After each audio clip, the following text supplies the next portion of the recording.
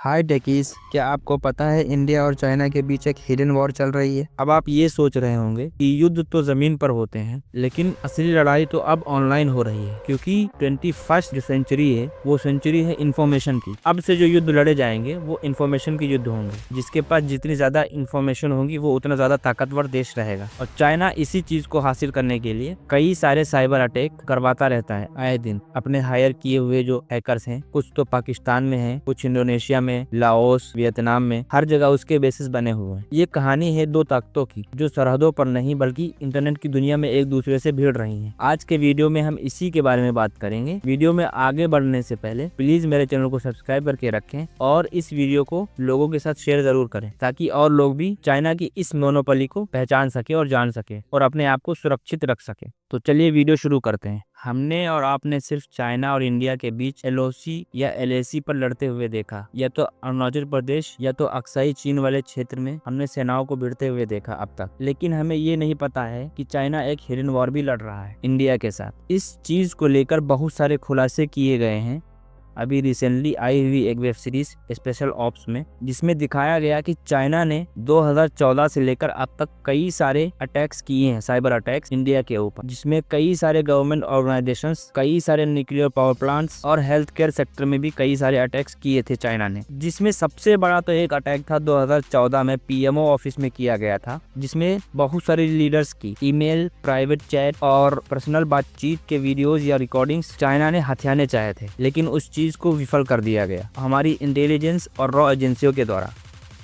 लेकिन चाइना यहीं पर नहीं रुकता है, वो कई सारे और अटैक करता है। इसके बाद चाइना ने कुड्डीगल न्यूक्लियर पावर प्लांट पे अटैक किया। उसका उद्देश्य था कि जो वहां का कूलिंग सिस्टम है उसको फेल कर दिया जाए, जिससे एक बड़ा ब्लास्ट हो, न्यूक्लियर ब्लास्ट हो, और उसकी कोई गलती भी ना आए सामने। जब कोई जांच या इन्वेस्टिगेशन होती तो उसमें पता चलता कि टेक्निकल फॉल्ट की वजह से ऐसा हुआ, तो किसी पर भी दोष नहीं आता। लेकिन इसको भी हमारे साइंटिस्ट और साइबर सिक्योरिटी एजेंसीज ने विफल करने में सफलता हासिल की। 2020 में भी चाइना ने कई सारे अटैक किए, ट्रोजन अटैक किए, मालवेयर अटैक किए, डीडोएस अटैक्स किए, जिसमें क्या होता है, डिनायल ऑफ सर्विस होता है, जिसमें कंप्यूटर रिस्पॉन्ड नहीं करता है, उस कंप्यूटर को कोई रिमोटली हैंडल कर रहा होता है बाहर से। रिसेंटली अगर एनसीआरबी डेटा और डीएससीआई रिपोर्ट्स के अनुसार China and China sponsored cyber attacks, जो कि इंडोनेशिया, पाकिस्तान और मलेशिया में बेस्ड हैं, उनके द्वारा इंडिया पर लगभग 369 मिलियन मालवेयर अटैक्स डिटेक्ट किए गए हैं, जिनमें से 8.9 मिलियन अटैक्स पिन पॉइंटेड थे,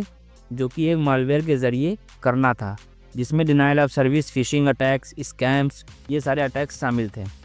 चाइना को यूएसए की साइबर सिक्योरिटी फर्म ने साइबर अटैक एस्पियोनेज घोषित किया है कि चाइना अपना दबदबा बनाना चाह रहा है सेंट्रल एशिया, ईस्ट एशिया और साउथ ईस्ट एशिया में। उसका मानना यह है कि भारत की जो इमर्जिंग इकोनॉमी है उसको कर्व करने के लिए चाइना ये साइबर अटैक करवाता है, ताकि भारत इकोनॉमिकली वीक हो जाए और डेवलपमेंट परियोजनाएं जो चल रही हैं वो रुक जाएं। अब अगर चाइना के द्वारा किए गए अटैक्स के बारे में बात करें, ऑपरेशन सिंदूर के बाद ऐसे बहुत सारे अटैक्स किए गए हैं, जिसमें कई संस्थाओं के डेटा लीक्स, हेल्थ सेक्टर के डेटा लीक्स और डिफेंस सेक्टर के डेटा लीक्स हुए हैं।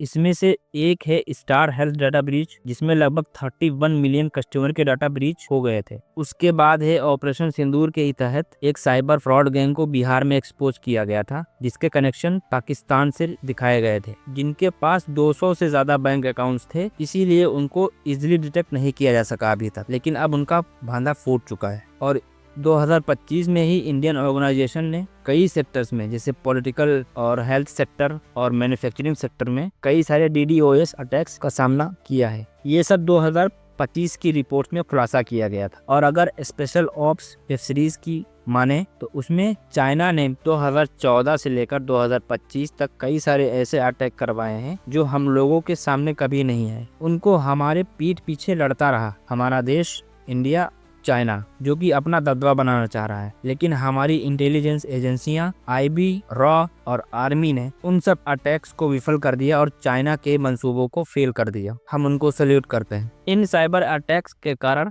आम जनता का ही नुकसान होता है। इनके कारण कई सारी बैंक घोटाले, कई सारे स्कैम होते रहते हैं, जिससे परेशानी हम ही यूजर्स को होती है। हमारा डेटा ही लीक होता है, फिर उसी को बेचा जाता है डार्क वेब पे। कभी कभी तो फ्री ऑफ कॉस्ट भी डेटा बिक रहा होता है डार्क वेब। इन साइबर अपराधों से बचने के लिए गवर्नमेंट ऑफ इंडिया ने कई सारे अहम कदम उठाए हैं, जैसे C4 साइबर सेल का गठन किया हुआ है, IB है, रॉ है। ये सब संस्थाएं इसी साइबर अटैक्स को रोकने के लिए काम करती है और इंटेलिजेंस गैदर करती है। आप खुद से कैसे बच सकते हैं? आप अपने फोन में किसी थर्ड पार्टी ऐप को किसी भी परमिशन देने से पहले उसकी जांच कर लें, रिव्यूज देख लें, उसके बाद ही ऐप्स को परमिशन दें। और अपने फ़ोन के मालवेयर स्टेटस को चेक करने के लिए गवर्नमेंट ऑफ इंडिया का ही एप्लीकेशन है, उसको डाउनलोड करके आप अपने फ़ोन के मालवेयर्स को चेक कर सकते हैं। अगर कोई खामियां निकलती हैं तो उसको दूर कर सकते हैं। साथ ही साथ आप किसी भी इंटरनेशनल कॉल या SMS से बचने के लिए गवर्नमेंट ऑफ इंडिया के द्वारा एक नंबर चलाया गया है 1930, उस पर कॉल करके इस घटना की जो भी मैसेज आया है उसकी जानकारी दे सकते हैं। इससे आप अपने आप को कुछ हद तक सुरक्षित रख सकते हैं, क्योंकि 21st सेंचुरी में अपने आप को सुरक्षित रखना ही टफ टास्क के रूप में उभरता नजर आ रहा है, क्योंकि इसी सेंचुरी में AI जैसी डीप टेक्नोलॉजीज भी उभर रही हैं। Deep fakes, AI face generator,